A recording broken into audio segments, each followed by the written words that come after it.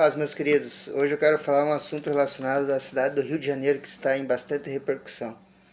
Bom, o Rio de Janeiro ele é conhecido no mundo inteiro como a cidade maravilhosa. Mas o que muitos não sabem é que essa cidade carrega uma das mais atmosferas espirituais mais pesadas do Brasil. Por trás da beleza, das praias, das montanhas e do sorriso do povo, existe uma guerra acontecendo no mundo espiritual.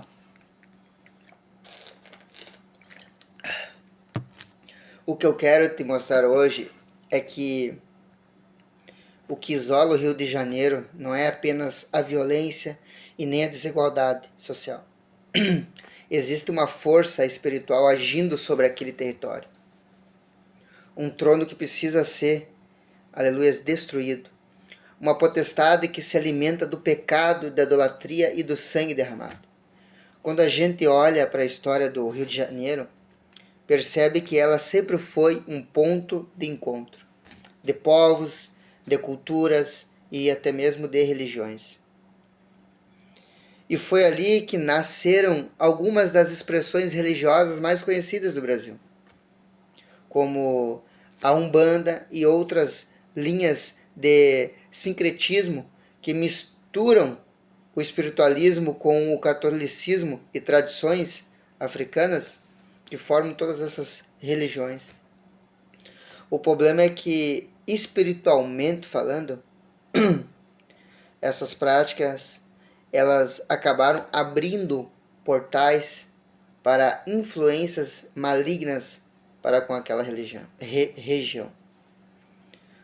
Não porque as pessoas sejam más, mas porque muitas vezes elas estavam buscando a um Deus do jeito errado e acabam se conectando com forças espirituais que não vêm de Deus. A Bíblia relata sobre principados e potestades nas regiões celestes. Temos um exemplo bem conhecido de Daniel. Daniel discerniu o príncipe da Pérsia e o príncipe da Grécia. E essas entidades espirituais, elas têm o domínio sobre territórios. E eu creio que sobre o estado do Rio de Janeiro, há uma força espiritual que tenta manter aquele povo oprimido, dividido e distante da verdade. Então, temos como dever a igreja hoje se unir contra todas as potestades do nosso Brasil, em cada estado. Essa força ela se alimenta de 3 pilares: a violência, a prostituição e a idolatria, que estão firmadas no Rio de Janeiro.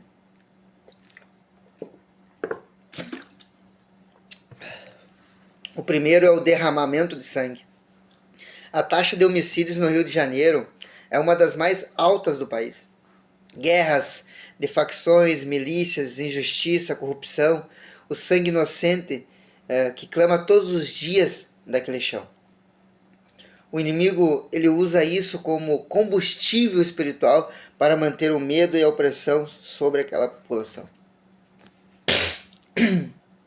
O segundo pilar é a imoralidade.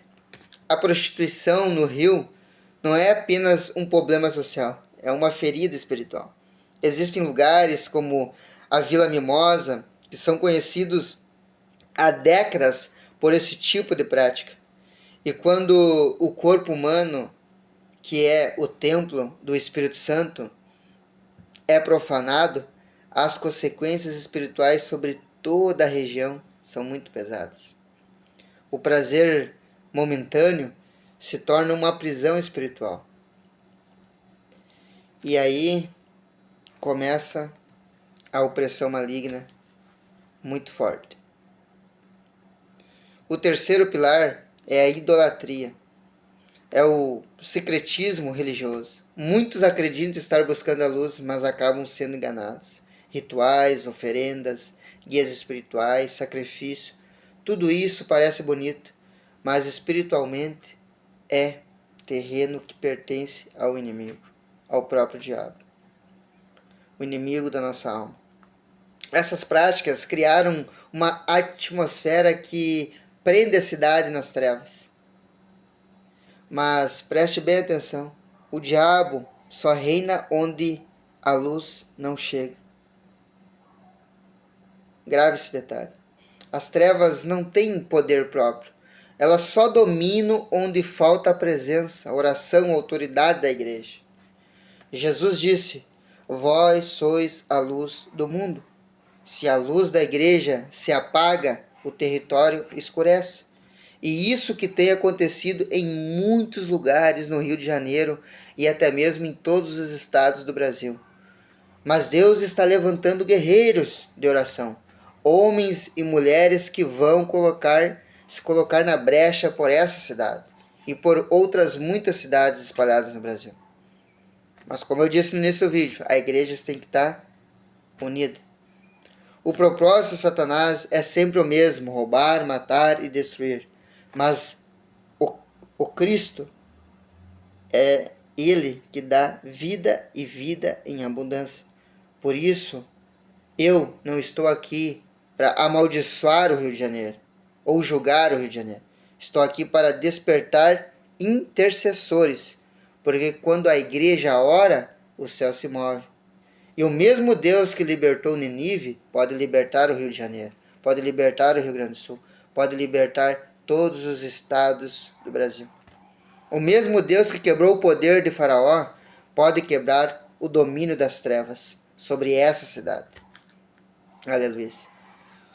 O demônio que tenta comandar o Rio de Janeiro não está acima do nome de Jesus. O sangue de Cristo fala mais alto do que o sangue derramado nas ruas. A cruz ainda é a resposta. E a luz do Evangelho é a única força capaz de quebrar as cadeias espirituais daquela região. Aleluia. Então, se você ama o povo do Rio de Janeiro, se você já pisou lá, ou se tem alguém que vive lá, ore por essa cidade constantemente. Ore pelo Brasil, ore por todos os estados.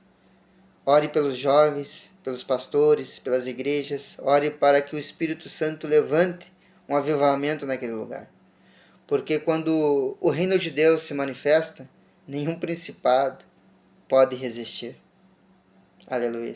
Se a igreja em uma união se manifestar num propósito, não tem demônio que resista. O rio não pertence ao inimigo. O rio pertence a Deus. E ainda veremos aquela cidade, não apenas como uma cidade maravilhosa, mas como a cidade do avivamento. Eu creio nisso e creio como muitas cidades serão avivadas também. Glória a Deus, eu deixo esse minuto de concentração sobre esse tema.